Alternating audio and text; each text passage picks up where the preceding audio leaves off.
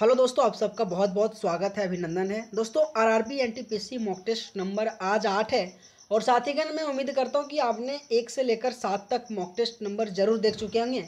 तो साथीगण आइए टाइम को वेस्ट ना करते हुए आपकी 2021 में किस प्रकार से आपकी एनटीपीसी में क्वेश्चन पूछा गया था, आइए दोस्तों इस क्लास के माध्यम से चर्चा करते हैं। पहला क्वेश्चन है कि कौन सा सरकारी संगठन भारतीय प्रतिभूति बाजारों में सक्रिय सभी खिलाड़ियों का प्रमुख नियामक है। तो साथ ही इस क्वेश्चन का आंसर बेसिकली सेबी आ जाएगा। अगर मैं सेबी के बारे में बात करूं दोस्तों, तो बेसिकली 12 अप्रैल 1988 में इनका स्थापना दिवस, जो आपकी बेसिकली याद रखना, हमेशा इनसे क्वेश्चन पूछा जाता है। अगर मैं सेबी के वर्तमान अध्यक्ष की बात करूं तो तुहिन कांत पांडे, जो दोस्तों आपको याद रखना आपके एग्जाम में क्वेश्चन पूछा जाता है। और सेबी के अगर मैं मुख्यालय की बात करूं तो बेसिकली मुंबई, ये भी बेसिकली आपको पॉइंट याद रखना है। अगर मैं भारतीय रिजर्व बैंक की बात करूं दोस्तों, तो बेसिकली 1934 में इनका एक्ट आया था और 1935 में आरबीआई की स्थापना हुआ था और वहीं 1949 में आरबीआई का दोस्तों राष्ट्रीयकरण हुआ था, जो आपके एग्जाम में हमेशा आरबीआई के राष्ट्रीयकरण से क्वेश्चन पूछा जाता है। अगर मैं नाबार्ड से रिलेटेड अगर बात कहूँ दोस्तों, तो 12 जुलाई 1982 को नाबार्ड की स्थापना हुआ था, जो बेसिकली आपको याद रखना है। और नाबार्ड का भी बेसिकली मुख्यालय आपके मुंबई में है। और अगर मैं नाबार्ड के वर्तमान की अगर अध्यक्ष की बात करूं तो श्री साजी केवी, जो बेसिकली आपको ध्यान रखना है। अगर साथीगण इस क्लास का आपको पीडीएफ चाहिए दोस्तों, तो जोश एग्जाम मैग्नेट टेलीग्राम चैनल में दोस्तों जाके जुड़िएगा और वहाँ इस क्लास का दोस्तों पीडीएफ अपलोड कर दिया जाता है। साथीगण अगर आपको क्लास अच्छा लगे तो साथीगण आप सबसे रिक्वेस्ट है, वीडियो को हमारे लिए दोस्तों, मेरी मेहनत के लिए एक लाइक जरूर करना है ना। साथीगण अगला क्वेश्चन देखते हैं कि पानी की कौन सी पट्टिका जो भारत और श्रीलंका को अलग करती है। जो अगर मैं इस क्वेश्चन के आंसर की बात करूं दोस्तों, तो पाक जलुड मरुदमद, जो भारत और पाकिस्तान को अलग करता है। साथीगण आपके एग्जाम में डुरंड रेखा से क्वेश्चन पूछा जाता है कि बेसिकली डुरंड रेखा किन दो देशों को अलग करता है। तो साथीगण अफगानिस्तान और पाकिस्तान को, ये दोनों को अलग करता है, जो बेसिकली आपको याद रखना, हमेशा डुरंड रेखा और पाक जलुड मरुदमद से क्वेश्चन पूछा जाता है। वहीं अगर मैं मलक्का जलुड मरुदमद की बात करूं साथीगण, तो आपके हिंद महासागर और प्रशांत महासागर को जोड़ने वाले प्रमुख मार्ग है, जो आपको बेसिकली ध्यान रखना है। हमेशा दोस्तों आपके एग्जाम में कौन से ऐसे जलुड मरुदमद जो आपके किन किन देशों को अलग करता है, आपके एग्जाम में क्वेश्चन पूछा जाता है।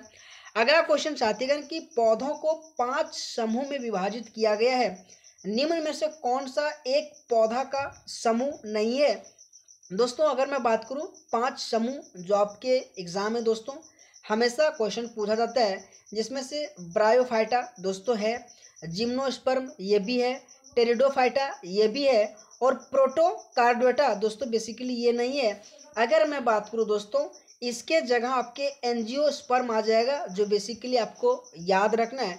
हमेशा पौधे के 5 समूह से क्वेश्चन पूछा जाता है, ब्रायोफाइटा, जिम्नोस्पर्म, टेरिडोफाइटा और एंजियोस्पर्म। अगर साथीगण में ब्रायोफाइटा की कुछ अगर मैं उदाहरण की बात करूं, एग्जाम्पल की बात करूं, तो लीवर बॉट, जो बेसिकली आपके एग्जाम में क्वेश्चन पूछा गया था, और हॉर्न बॉट, ये दोनों आपकी बेसिकली ब्रायोफाइटा की कुछ एग्जाम्पल है, जो बेसिकली आपको दोस्तों याद रखना है। अगर साथीगण मैं अगला क्वेश्चन की बात करूं कि सतीश धवन अंतरिक्ष केंद्र श्रीहरिकोटा बेसिकली कौन से राज्य में स्थित है, जो आपकी बेसिकली दोस्तों आंध्र प्रदेश, केरल, तमिलनाडु और कर्नाटका, जो अगर मैं बात करूँ इस क्वेश्चन का आंसर आपके आंध्र प्रदेश आ जाएगा। अगर मैं साथीगण इस क्वेश्चन के अलावा अगर बात करूँ तो आपके एग्जाम में इसरो से रिलेटेड क्वेश्चन पूछा जाता है, जो अगर मैं इसरो की बात करूँ तो बेसिकली बेंगलुरु, जो आपको बेसिकली याद रखना है। और वहीं अगर मैं डीआरडीओ की बात करूँ साथीगण, तो बेसिकली दिल्ली, ये दोनों आपके पॉइंट आपके हमेशा इनसे क्वेश्चन पूछा जाता है कि इसरो का अंतरिक्ष केंद्र कहाँ है, तो बेसिकली कर्नाटका बेंगलुरु में। और डीआरडीओ का अगर मैं बात करूँ तो बेसिकली दिल्ली में। अगर साथीगण मैं अगला क्वेश्चन की बात करूँ कि प्राचीन काल में एक व्यक्ति को एक वस्तु के खिलाफ तौला जाता था और उस वस्तु के बराबर वजन दान के रूप में पेश किया जाता था, इस प्रथा को बेसिकली क्या कहा जाता था दोस्तों। हर एक क्वेश्चन आपके एनटीपीसी प्रीवियस ईयर क्वेश्चन है। और दोस्तों मैं उम्मीद करता हूँ आपको ये क्लास अच्छा लग रहा होगा। और इस क्वेश्चन का अगर आंसर की बात करूँ तो तुलाभार कहा जाता था, जो बेसिकली आपको ध्यान रखना है। हमेशा दोस्तों आपसे आपके एग्जाम में इस तरह से क्वेश्चन पूछा जाता है। अगला क्वेश्चन कि वर्ष 1960 में भारत और पाकिस्तान के बीच सिंधु जल जो संधि बेसिकली हस्ताक्षर किस शहर में किया गया था। अगर मैं इस क्वेश्चन की आंसर की बात करूं साथीगण, जो आपके एग्जाम में हमेशा क्वेश्चन पूछा जाता है कि कराची में भारत और पाकिस्तान सिंधु जल जो संधि है ना 1960 में कराची में किया गया था। जो दोस्तों आपके एनटीपीसी में ये क्वेश्चन पूछा गया था। उसमें से दोस्तों आपके इंडिया से अगर मैं बात करूं तो सतलुज और ब्यास और रावी ये 3 नदी था। और वहीं अगर मैं पाकिस्तान की बात करूं तो सिंधु, झेलम और चिनाब। इसमें ये कहा गया था दोस्तों कि जो ये 3 नदियां हैं ना, ये अपना ये 80% अपना यूज करेगा और 20% दूसरा देश आने देगा। इन्होंने पाकिस्तान में भी कहा कि सिंधु, झेलम और चिनाब के 80% पानी हम यूज करेंगे और 20% भारत जाने देंगे। तो यही दोनों आपके सिंधु जल विवाद जो बेसिकली 1960 में हुआ था और इन्हीं के बीच में दोस्तों साइन किया गया था। तो कराची में किया गया था, जो बेसिकली आपके एग्जाम में क्वेश्चन पूछा गया था। अगला क्वेश्चन है कि मार्च 1931 में हस्ताक्षरित गांधी इरविन समझौता में निम्नलिखित में से क्या कहा गया था। जो सभी भारतीयों को अच्छी शिक्षा मिलेगी, तट के किनारे नमक का निर्माण बंद किया जाएगा, कैदियों को रिहा नहीं किया जाएगा, सभी ने अवज्ञा आंदोलन को बंद कर दिया जाएगा। और साथ ही अगर मैं इस क्वेश्चन की आंसर की बात करूं तो बेसिकली ऑप्शन नंबर 4 जो इस क्वेश्चन का करेक्ट आंसर आ जाएगा। अगर साथीगण मैं सविज्ञा आंदोलन से बात करूं तो बेसिकली 12 मार्च 1930 को ये शुरू हुआ था और साबरमती से लेकर दांडी के बीच में ये चला था। अगर मैं बात करूं उसमें से 79 लोग जिन्होंने भाग लिया था और 240 माइल जो कि उन्होंने तय किया था। ये दोस्तों आपके सविनय अवज्ञा आंदोलन से एक्स्ट्रा पॉइंट आपको बेसिकली याद रखना दोस्तों, आपके एग्जाम में क्वेश्चन पूछा जा सकता है और हमेशा दोस्तों सविनय अवज्ञा आंदोलन से क्वेश्चन पूछा जाता है। अगर मैं अगला क्वेश्चन की बात करूं कि भारतीय परमाणु कार्यक्रम का जनक बेसिकली किसे कहा जाता है दोस्तों, डॉक्टर होमी जे भाभा जी से हर एक बार अगर आप सीरियस से 1 से 7 तक मॉक टेस्ट देखे होंगे ना, तो डॉक्टर होमी जे भाभा से मैंने 5 क्वेश्चन अभी तक ला चुका हूं। यानी दोस्तों हर एक शिफ्ट में 2021 में डॉक्टर होमी जे भाभा से क्वेश्चन पूछ रखा है। तो दोस्तों आपके लिए भी एग्जाम में दोस्तों क्वेश्चन पूछा जाएगा, क्योंकि दोस्तों रेलवे हो या एसएससी हो, होमी जे भाभा हो, अब्दुल कलाम हो, जवाहरलाल नेहरू, हमेशा इनसे क्वेश्चन पूछा जाता है। अगर मैं डॉक्टर एपीजे अब्दुल कलाम से अगर मैं बात करूं तो बेसिकली भारत का मिसाइल मैन हमें अब्दुल कलाम आज़ाद जी को जाना जाता है। और इनसे रिलेटेड दोस्तों पद्म भूषण जो आपके 1981 में दिया गया था, ये बेसिकली याद रखिएगा। और पद्म विभूषण की बात करूं तो आपके 1990 में दिया गया था। ये दोनों पॉइंट याद रखिएगा, क्योंकि दोस्तों basically doctor APJ Abdul Kalam के पद्म भूषण और पद्म विभूषण याद नहीं रहता है। और आपके doctor APJ Abdul Kalam basically Bharat के 11वें राष्ट्रपति था और इन्होंने दोस्तों विंग्स ऑफ फायर पुस्तक लिखा था, जो बहुत इंपॉर्टेंट है। हमेशा आपके एग्जाम में विंग्स ऑफ फायर से पुस्तक लिखा जाता है, जो बेसिकली आपको ध्यान रखना है। अगला क्वेश्चन साथीगण की निम्नलिखित में से कौन सा उत्तर प्रदेश में एक स्मारक नहीं है। अगर मैं बात करूँ बड़ा इमामबाड़ा, ये बेसिकली उत्तर प्रदेश का एक स्मारक है। सारनाथ स्तूप और क्या बोलते हैं सफद रंजन मकबरा और ताजमहल, ये भी बेसिकली है और सारनाथ स्तूप भी है। लेकिन दोस्तों ऑप्शन नंबर 3 जो नहीं है। आइए दोस्तों कुछ इंपॉर्टेंट आपके एग्जाम में जितने भी स्मारक से, चाहे ताजमहल पूछे तो आपके आगरा में, अगर मैं लाल किला की बात करूं दोस्तों तो बेसिकली दिल्ली में आपको बेसिकली ध्यान रखना है। अगर मैं जामा मस्जिद की बात करूं दोस्तों तो आपकी ये भी दिल्ली में है। अगर मैं कुतुब मीनार की बात करूं साथीगण तो ये भी बेसिकली दिल्ली में है।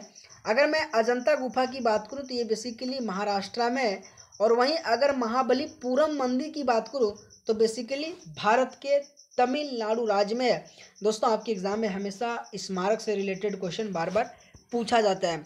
अगला क्वेश्चन, प्रधानमंत्री जनधन योजना बेसिकली कब शुरुआत किया गया था और किसने किया था। तो बेसिकली माननीय प्रधानमंत्री नरेंद्र मोदी जी के द्वारा प्रधानमंत्री जनधन योजना जो कि शुरू किया गया था। और अगर मैं बात करूं जनधन योजना बेसिकली आपके 15 अगस्त 2014 को जो कि घोषणा किया था। और अगर मैं बात करूँ साथीगण तो 28 अगस्त 2014 को बेसिकली शुरुआत किया गया था। ये दोनों पॉइंट आपके प्रधानमंत्री जनधन योजना से आपको बेसिकली ध्यान रखना है। मैं आपको पुनः कह रहा हूँ दोस्तों, आपके एग्जाम में हमेशा 2014 2015 से रिलेटेड क्वेश्चन बार बार क्वेश्चन पूछा जाता है। साथीगण आपके एनटीपीसी में क्वेश्चन पूछा गया था कि आयुष्मान कार्ड योजना जो है ना बेसिकली कब शुरू किया गया था।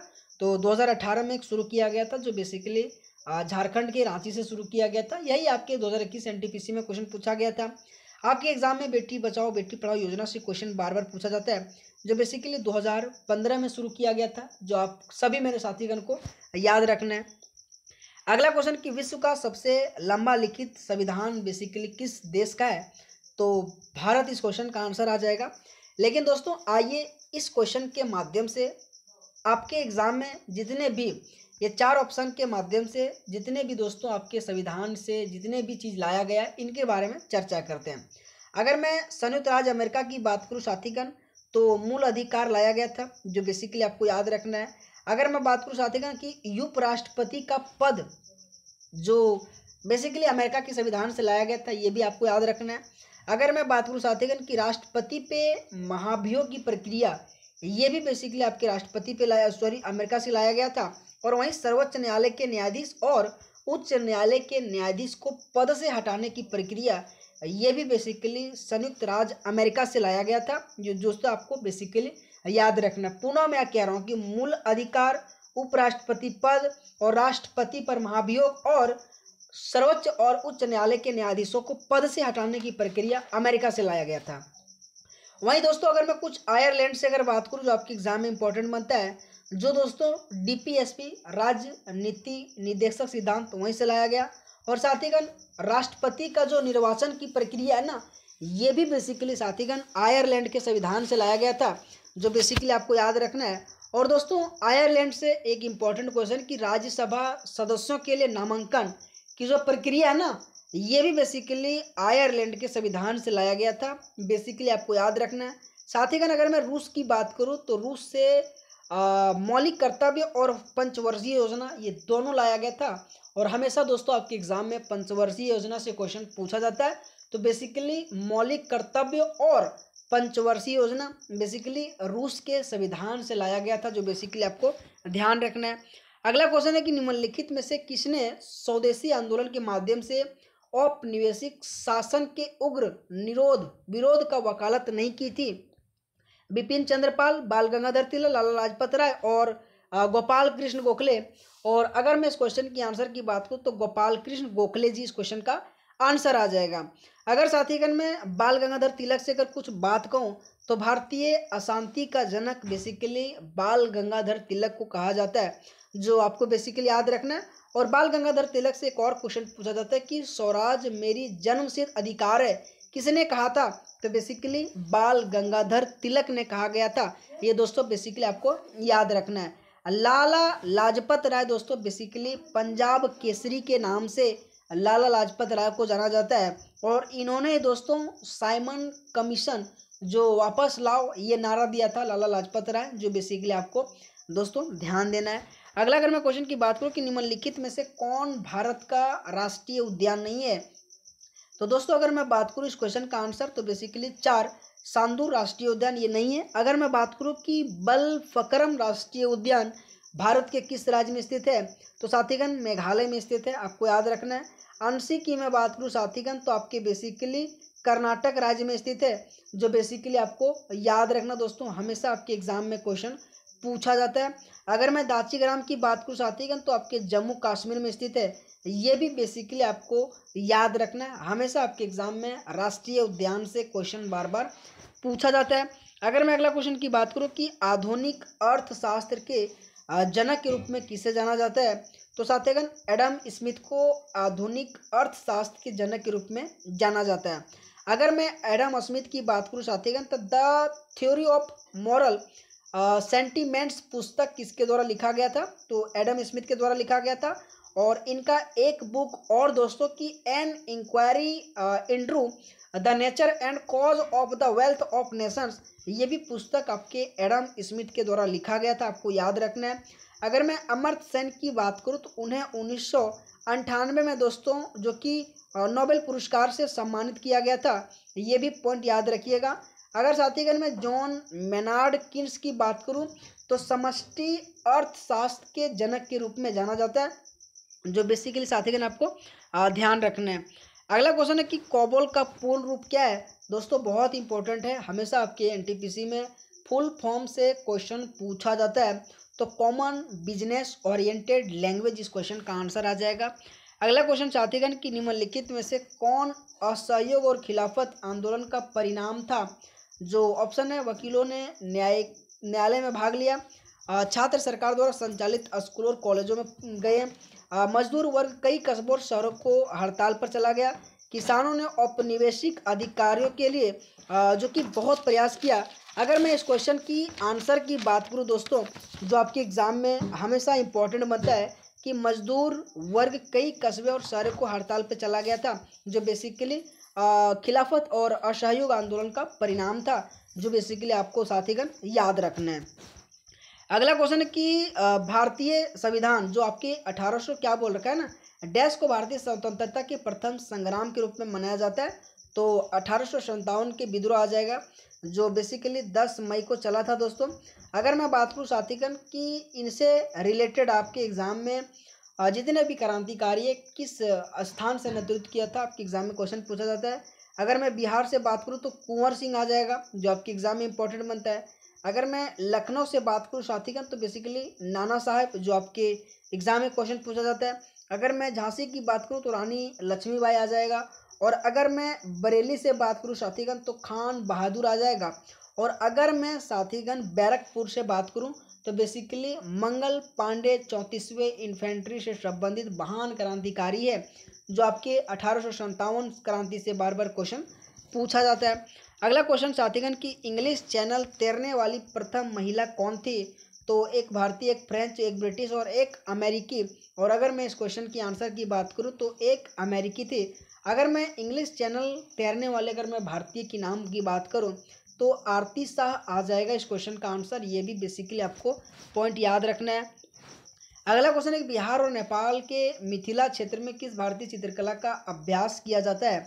हमेशा आपके एग्जाम में जितने भी दोस्तों चित्रकला से क्वेश्चन है वो बार बार पूछा जाता है, तो बिहार में दोस्तों बेसिकली मधुबनी चित्रकला जो कि मनाया जाता है। अगर मैं तंजौर कला की बात करूँ तो बेसिकली तमिलनाडु, काल मेजुतु कला की बात करूँ तो बेसिकली केरला, और पट्टाचित्र अगर चित्रकला की बात करूँ तो बेसिकली ओडिशा। ये भी बेसिकली आपको एक्स्ट्रा पॉइंट याद रखना, आपके एग्जाम में दोस्तों क्वेश्चन पूछा जाता है। अगला क्वेश्चन है कि आधुनिक अर्थशास्त्र के जनक के रूप में किसे जाना जाता है, तो एडम स्मिथ को जाना जाता है, बेसिकली का ध्यान रखना है ना। तो दोस्तों आप सबको क्लास कैसा लगा, और दोस्तों अगर आप सबको क्लास अच्छा लगा होगा तो आप सबसे रिक्वेस्ट है आप वीडियो को जरूर लाइक करना, और साथ ही अगर आप सबको इस क्लास का PDF चाहिए तो जोश एग्जाम मैग्नेट टेलीग्राम चैनल में दोस्तों जाके जुड़िएगा, वहाँ इस क्लास का PDF दोस्तों डाल दिया जाता है। तो आप सबका पुनः एक बार बहुत बहुत स्वागत है, अभिनंदन है, धन्यवाद दोस्तों, थैंक यू सो मच।